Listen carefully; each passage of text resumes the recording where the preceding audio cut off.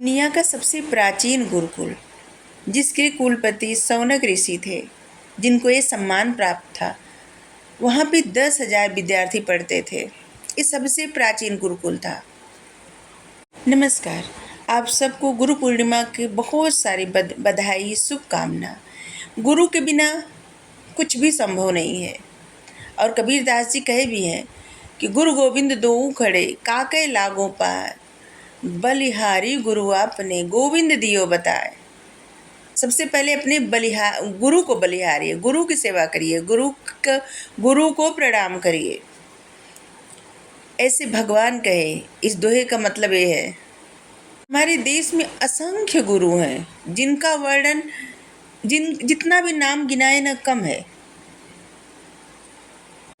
अगस्त ऋषि, कश्यप, अष्टावक्र, याज्ञवल्क्य, कात्यायन, ऐत्रेय, कपिल, जैमिनी, गौतम, द्रोणाचार्य, महर्षि संदीपनी, चाणक्य, भारद्वाज, अत्रि, वामदेव, कर्ण, विश्वामित्र, वशिष्ठ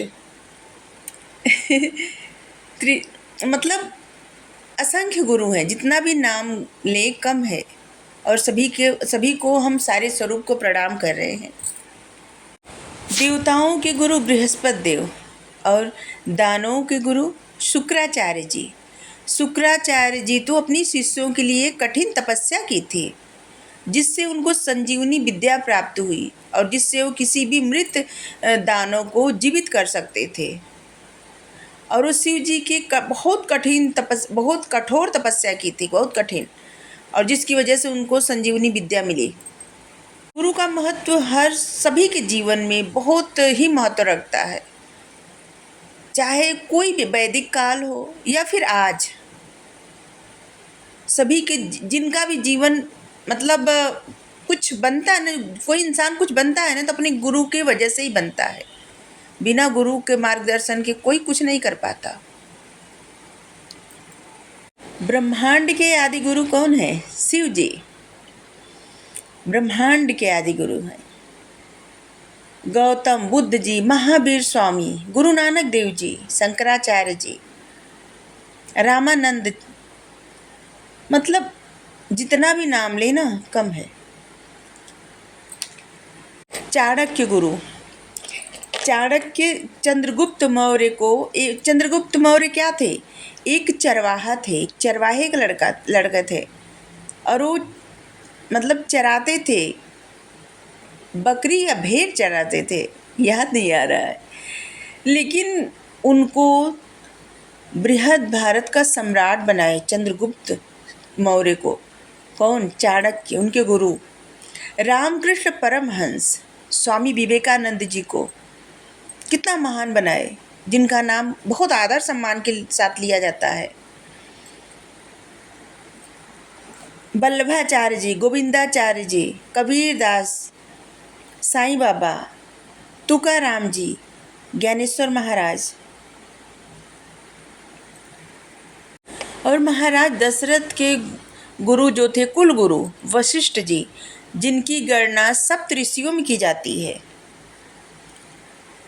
विश्वामित्र जी, वशिष्ठ जी।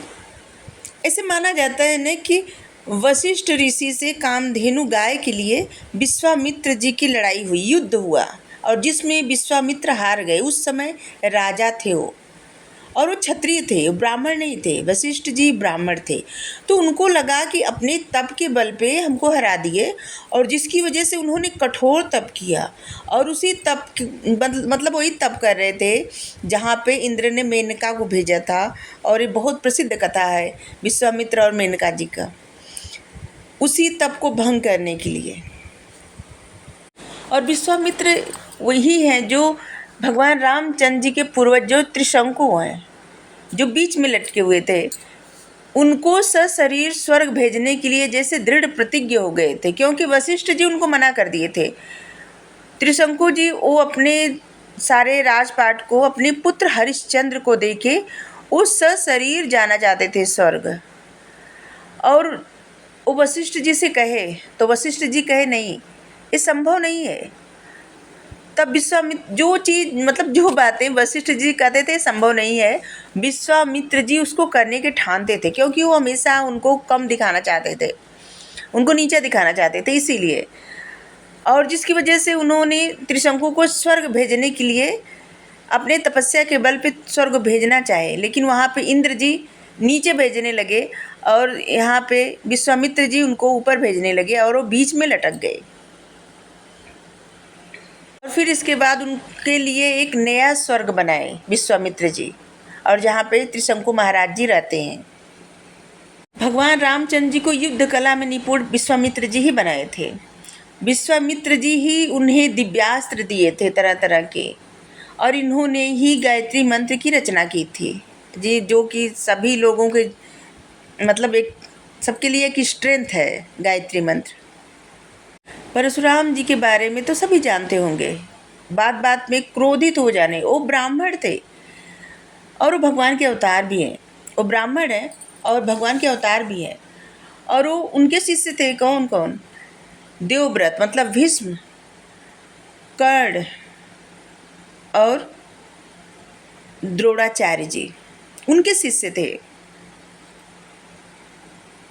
और इन्हीं की दी गई धनुष थी जिसको भगवान रामचंद्र जी तोड़ दिए थे, और जहाँ पे लक्ष्मण और इनका संवाद होता है और वाद विवाद होता है बाद में, जो है जब इन सब ये समझ जाते हैं कि भगवान रामचंद्र जी भगवान विष्णु के अवतार हैं, तो फिर चले जाते हैं।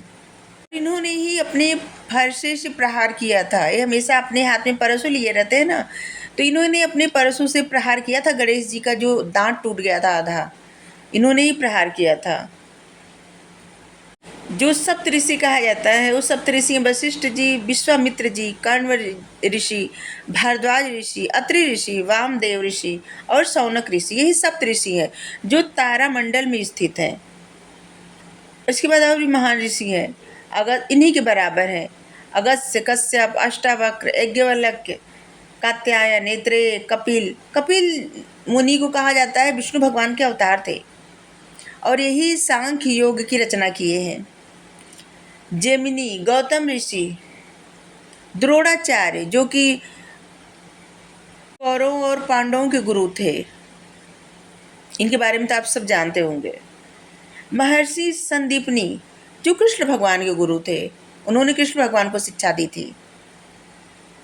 भारतवर्ष में इतने गुरु हुए हैं और इतने गुरु हैं कि जिनके बारे में हम वर्णन क्या कर सकते हैं। हाँ, थोड़ा बहुत जानकारी थी तो हमें लगा कि हम आप सबसे शेयर करें। 19वीं शताब्दी के भी एक गुरु जिनके बारे में बताएं कि आप सब जानते होंगे सचिन तेंदुलकर जी को। उनके गुरु कौन थे?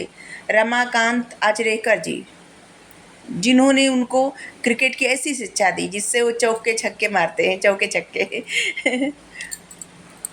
और ये भी सत्य है कि गुरु के बिना किसी का भी सही से मार्गदर्शन नहीं होता।